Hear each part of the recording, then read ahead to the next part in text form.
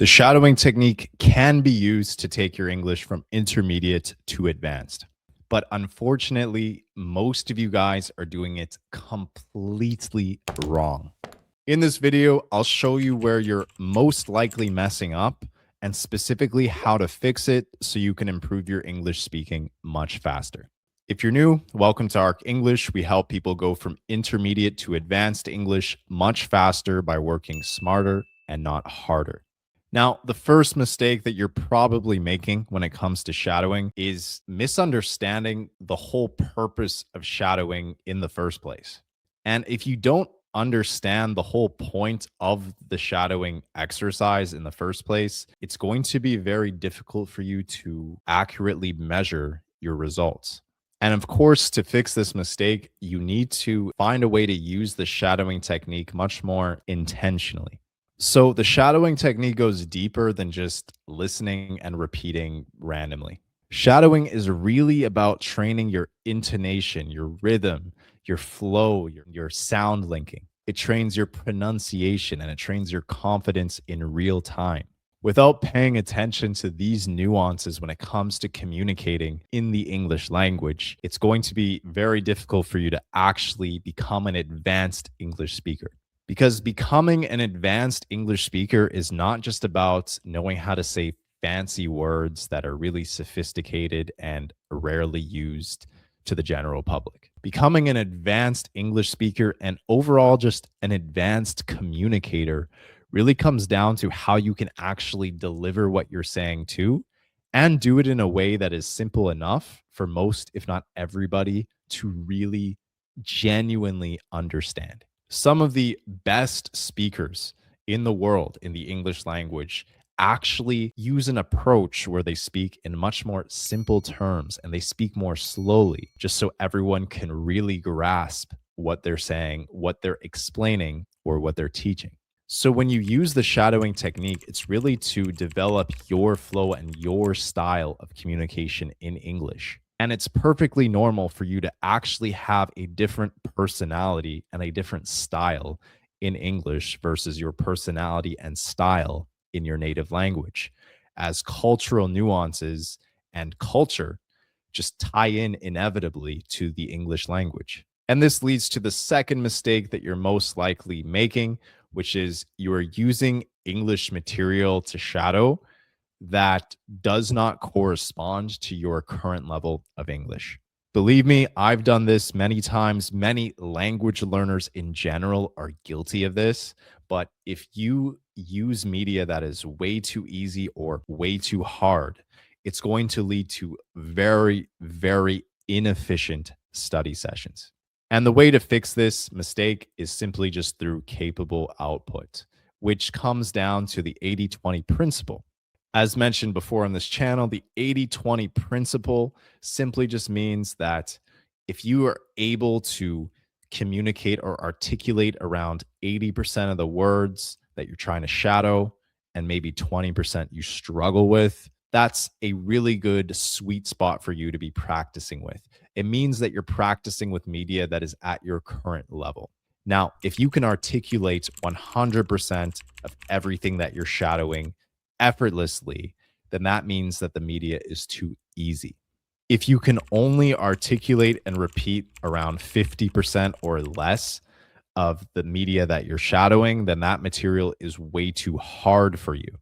The sweet spot is when you can articulate around 80% of what you're trying to repeat, and then the other 20% you face a little bit of difficulty with. That's your current level. That's your true level of English when it comes to speaking.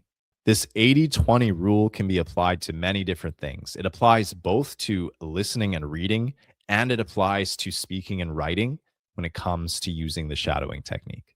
And if you're not sure if you're at the B1 level or the B2 level of English, or you're just not sure what your English level is in general, then we just created a free English level test that you can take. So I'll leave the link somewhere in the description or the pinned comment below. And this leads to the third mistake that you're likely making, which is that you're probably using a lot of irrelevant material. Now, shadowing is going to feel absolutely useless if you're using it with irrelevant English media or irrelevant material. What I mean by irrelevant material or irrelevant English media is English media that talks about things that you will almost never talk about in real life.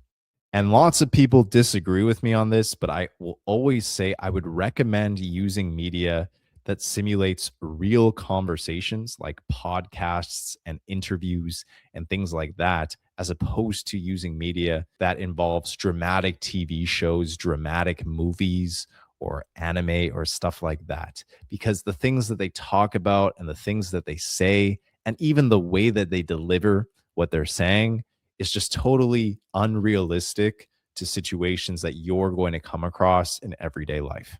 I do believe that it will be much more beneficial for your learning if you use media that simulates realistic conversations and realistic scenarios and real vocabulary used by real native English speakers. Now, if you really want to fix this problem and start using material that is much more relevant to you, if you want to know how to find that and discover it, all you really need to do is just audit your own schedule. In order to audit your own schedule, all you really need to do is just be mindful of the interactions that you've been having and will be having on a daily, weekly, or monthly basis. So, for example, if you get up every morning and go to the bakery to get a croissant at the bakery, and you have a conversation with the person on the other side of the counter, then you should be able to prepare yourself for how that conversation will go. You should be able to use media to practice with that will prepare you for these everyday situations. If you find that you need to ask for directions to get around town, or you need to give directions to other people very often in the English language, you should prepare yourself for those interactions. You should practice and use material that will help you articulate yourself in these everyday or every month situations. It might seem tempting to use media that isn't that relevant so you can expand your vocabulary into different subject matters, but I'm telling you, it really isn't going to do your progress or the results you're trying to get any justice by doing that. So be mindful about what's relevant to you and then make sure to use relevant media when you're shadowing. And the fourth mistake that you're most likely making when it comes to this is not providing your undivided attention. Now, when it comes to almost every method to learn English, but especially the shadowing technique, quality is so much more important than quantity. I cannot emphasize this enough. If you do shadowing even for a short period of time every day, but you give your undivided attention to it, you literally will make much more progress than somebody who does 1 hour of shadowing, but is kind of doing it in and out, is kind of distracted, is multitasking, etc. And if you're anything like me, and if you have a shorter attention span, then the best way to solve this mistake is simply just by using short form content when you're practicing the shadowing technique. By using short form content, it's going to be much, much easier to give your undivided attention to the exercise for that short piece of media. When I say short form content, I mean videos that are typically under 1 minute long. Also, when you're using videos that are 1 minute long, 30 seconds long, or even 10 seconds long, you can really, really focus on all of the detailed skills such as intonation, rhythm, sound linking. You can really dial into everything that's going on if you're using shorter form content as opposed to a 1 hour interview. So, if you find it difficult to give this exercise your undivided attention, I'd recommend using a 1 minute or 30-second clip of a long interview instead of watching an actual 1 hour interview. So, to recap, the first mistake most of you are making is not understanding the whole point of shadowing in the first place. And to fix this, you want to use the shadowing technique intentionally and make sure that you're focusing on all the different nuanced skills that come with it, being intonation, rhythm, pronunciation, sound linking, etc. The second problem is you may be using English media or material that does not correspond to your current level of English. To fix this, simply apply the 80-20 principle and use capable output. The third problem is using irrelevant material. If you want to find what's relevant for you, just audit your own schedule and pay attention and be mindful to the things that you do on a daily basis or the interactions that you're having on a daily, weekly, or monthly basis.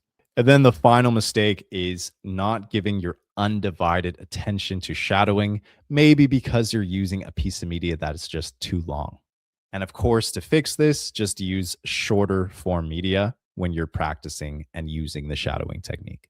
Also, if you need help finding media that's at your current level of English, being B1, B2, or whatever it is, then a good free application you can use is a LingQ.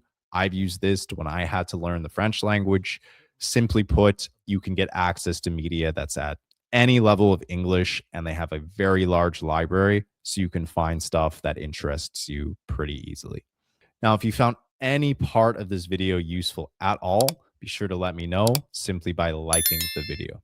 And after you test your level of English with our free English level test, be sure to come back. Let us know in the comments what your current level of English is and what your native language is.